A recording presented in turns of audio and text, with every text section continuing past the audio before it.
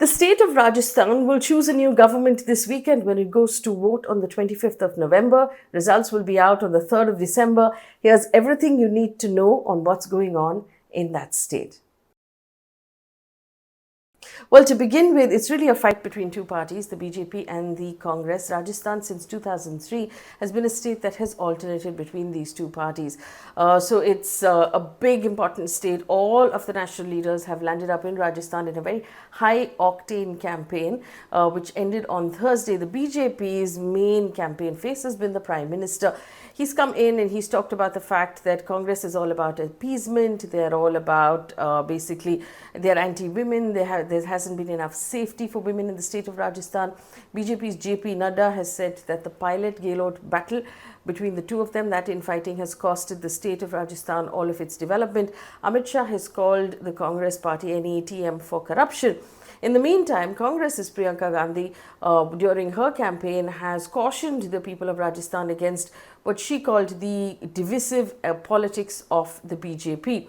Now, let me give you a breakdown of the seats, right? So, since in the last election of 2018, the Congress won about 99 seats, the BJP won 73, and the Congress formed a government with the help of BSP MLAs and some independents. Now, that was a government that had a few hiccups because of the infighting between Pilot and Gehlot, as we've seen actually play out. And that's something that's still fresh in the mind of the people of Rajasthan and the Gujjar people who specifically support Sachin Pilot.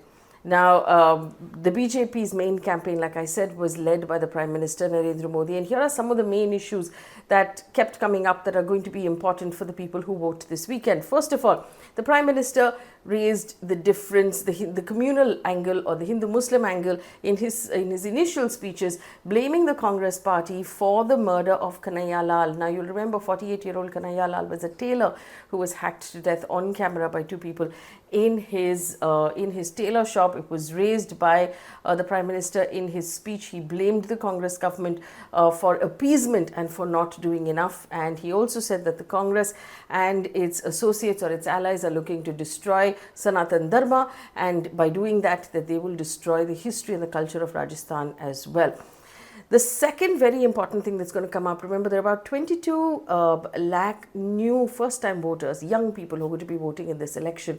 Now, the Gehlot government has had several problems with exam paper leaks. So, the Rajasthan Public Service Commission exam papers have leaked several times, exams have been cancelled, and this is a very important issue for the young people of Rajasthan, and that's going to play a part, and it sort of reflects as corruption for the Gehlot government, and that's important as well. The other thing that's going to play out a lot is women's safety. Now, in the last NCRB report that came out, it actually pointed out the fact that the state of Rajasthan was among the worse than Uttar Pradesh, the worst country for crime against women. This is an issue that has been brought up a lot. You'll remember when the Manipur issue came up, in the last 1 year, the BJP, including Smriti Irani, constantly raised Rajasthan, run by the Congress party, as not being able to provide safety for the women of Rajasthan. And that's going to come up as well for women voters, from what we understand. Now, there has been some interesting movement in terms of faces. The BJP doesn't have a clear chief ministerial candidate, like I said. So the Prime Minister is fronting that entire campaign. But the interesting question is about Vasundhara Raje, two-time chief minister who has not at all been projected as a chief ministerial candidate, who has been sidelined quite clearly and has been, in the posters, in the political posters, is treated like, one of the other people and is not one of the main leaders of this campaign. So that's been put out fairly clearly. There seems to be a second contender that the BJP is leaning towards, someone called Diya Kumari. Now, Diya Kumari is a princess, she's a Rajkumari, and then now the entire battle is about the Rajkumari who is being replaced, who's replacing the Maharani, in this case Vasundhara Raje. Now, remember when elections are announced, parties announce their lists of candidates. The first list that the BJP put out clearly sidelined Vasundhara Raje because her loyalists were not on that list, and that created a lot of infighting within the BJP. There were many people who were threatening to leave the party, many people did. In the second list that came out, the BJP accommodated a lot of Vasundhara Raje's loyalists because it seemed very clear that they wanted to avoid that sort of rebellion from within the party. But Diya Kumari's name, now Diya Kumari used to be a MLA, which is a state assembly, member of assembly. She was then an MP. And the BJP at this point have actually placed a large number of MPs back in state level to contest elections. So she was asked to contest at the state election, and she was given a particular seat, the Vidyadhar Nagar seat. The night before her name was declared, she has also said she was informed the night before her name was declared that she is going to be contesting the state election in this, from this one particular seat. So it does seem from a lot of people watching this election that Diya Kumari might be considered as a chief ministerial candidate because she's been given what is considered a safe seat. So she's likely to win that seat, and she's being projected perhaps by the BJP as a possible, from the rumbles that are coming in, as a possible CM candidate. Remember, this would, look into the women's safety issue. This would also project a sort of women-friendly view going into the national elections next year.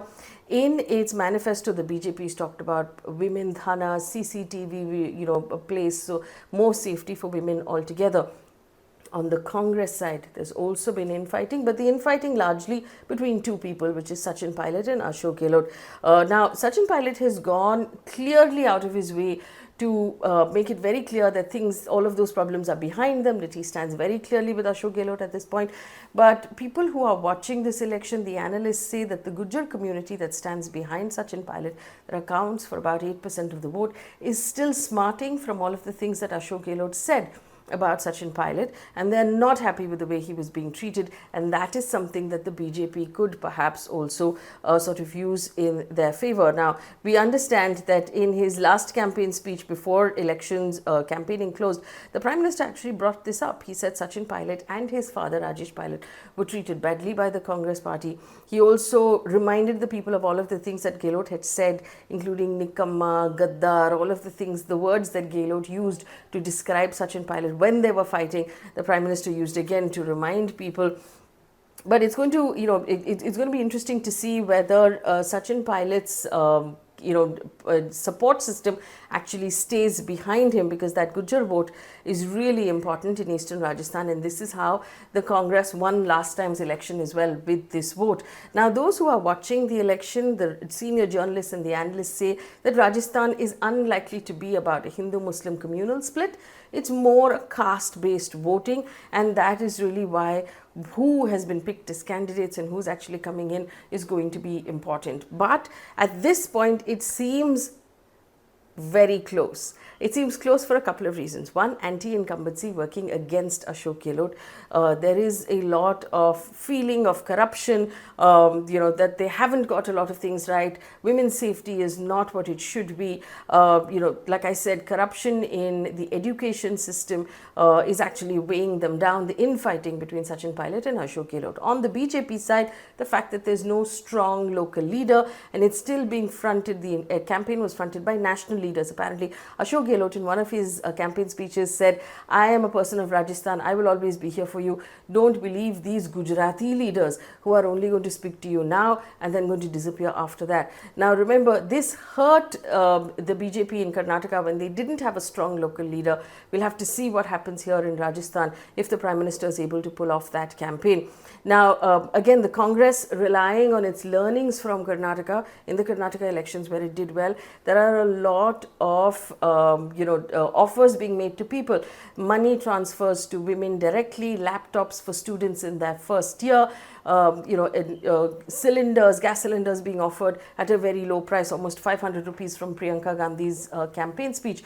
So there are two different, very strong campaigns that are being run. It will break down eventually to caste-based voting, and whether or not the BJP can convince the people of Rajasthan to vote against the Congress, the incumbent Congress, without having a local face. The results will be out on the 3rd of December. I'll give you a breakdown of those results when they come in. So this is everything you need to know about the state of Rajasthan, and we'll bring you more videos about the other 4 states that are voting as well. Leave us a thumbs up if you found this helpful, and like, share and subscribe.